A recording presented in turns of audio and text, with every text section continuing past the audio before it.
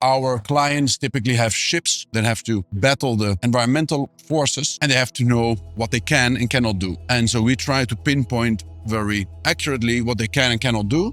So we offer a simulation environment where they can test these control things and identify ways to improve their workability.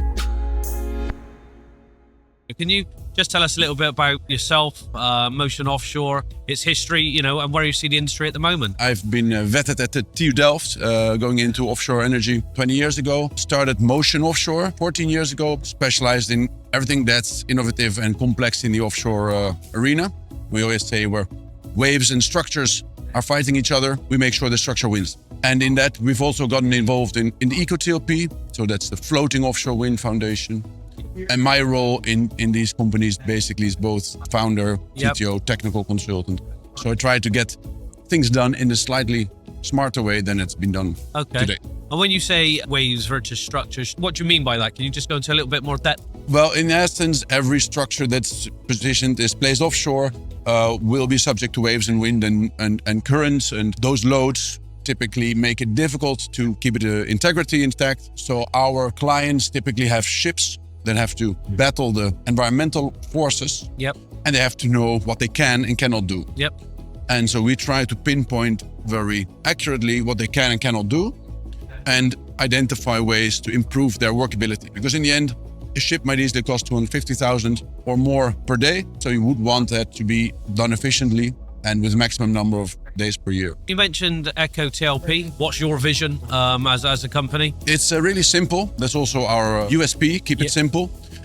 We want to make a scalable solution for deep water floating wind projects. Okay. Why scalable? Because it's going to be an industry of economy of scale. We believe that our hybrid TLP SPAR solution offers very scalable, concrete-based production possibilities, not being dependent very heavily on steel structures and steel welding yards. Every country builds concrete structures on land, so there's a lot of concrete knowledge, so you can build it everywhere to scale relatively quickly. And why deep water?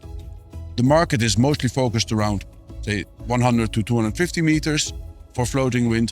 We aim specifically above 250 meters or deeper than 250 meters, because there's very little technology that offers the benefits that our technology does. Okay. So we see no competitors, and so we choose for a smaller market, but without any competitors. Okay. No competitors must be a good thing. Well, of course, that's not fully true, but a lot fewer competitors. What challenges have you faced over the last few years, and what challenges do you see in the future? Challenges as for floating wind industry, the challenges are obviously that the floating wind industry is not getting the traction it was supposed to have by now, if we would have looked here 5 years back.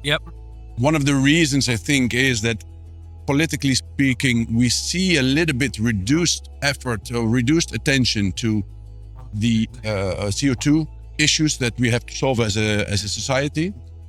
Nowadays, with a bit more focus on military spendings, economy, that's not pushing anything forward. However, we do see, for instance, in the electrification market, electrification of offshore oil and gas activities, that is maybe a earlier opportunity to get floating wind into the water and also act as a demonstrator case, because the economics behind that drive these electrifications, they are very different from the economics that drive an offshore floating wind industry, which is like also grid connection, stuff like that.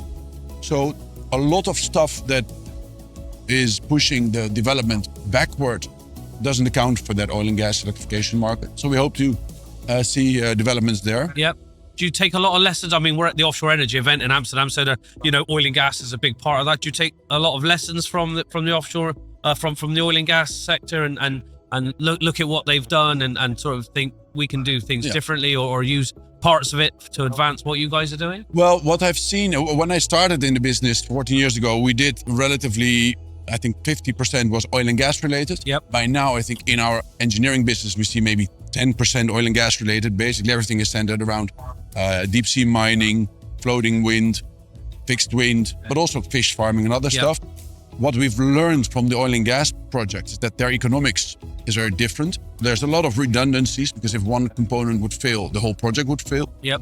In offshore wind, we see there's a lot of units. So you already have a sort of spread risk by the numbers. But what we also learned is that cost overruns don't necessarily happen because you choose a more pricey solution, but because things that are not planned have impact on subsequent steps. Yep. So using a technology, and this is also why at EcoTLP we say, keep it simple, using simple technologies that are well known across the globe, and also having little dependency among the different phases of fabrication, transport and installation, no dependency on very heavy, big crane vessels that will cost you 500,000 per day.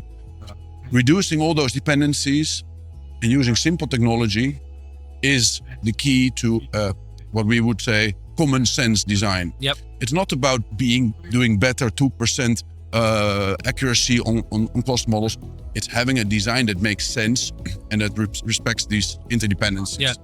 And what do you see geographically? Do you see there's a big difference from the US or from Europe? Do you see there's a big difference? Do you see politically? Since the latest presidential elections, offshore wind, floating wind hasn't been highly popular in the US. No.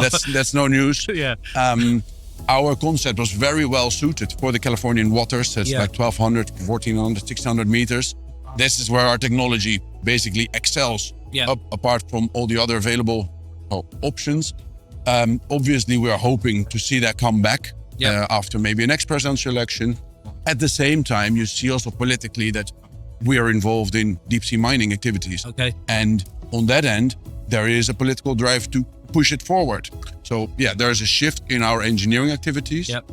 Looking at it from EcoTLP, in offshore, floating offshore, we see Southern Europe, Mediterranean has quite a lot of deep water project ambitions. North Sea, well, there's now Utsira North, there's some Norwegian projects coming up just on the edge of our sort of 250 meter limit for water depths. Japan is promising from development and ambitions. Difficult or different to do business with. Yep. So you really have to get invested.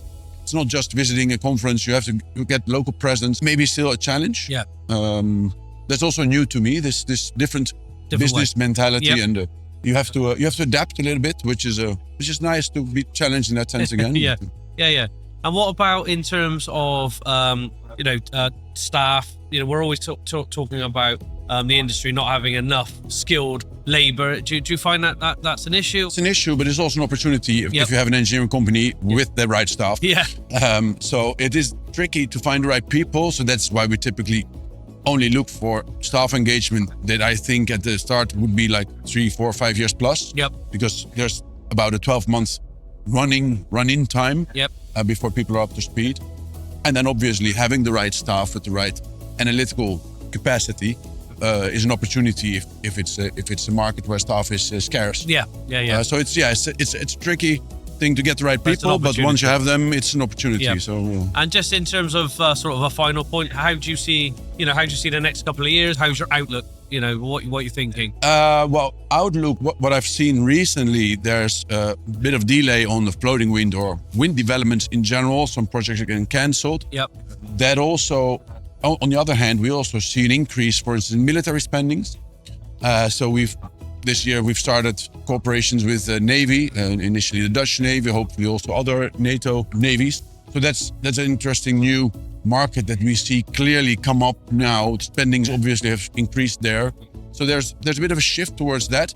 Having said that, it's still a concern for us because our objective is to be what we call blue innovation to aid the energy transition. Yep. And this reduced attention to CO2 issues is a bit of a concern for me as a company, but also for me as a father, as a citizen. Yep. So I do hope that we can bring that back, and we just try to do what we can by making smart, innovative technology to make that happen.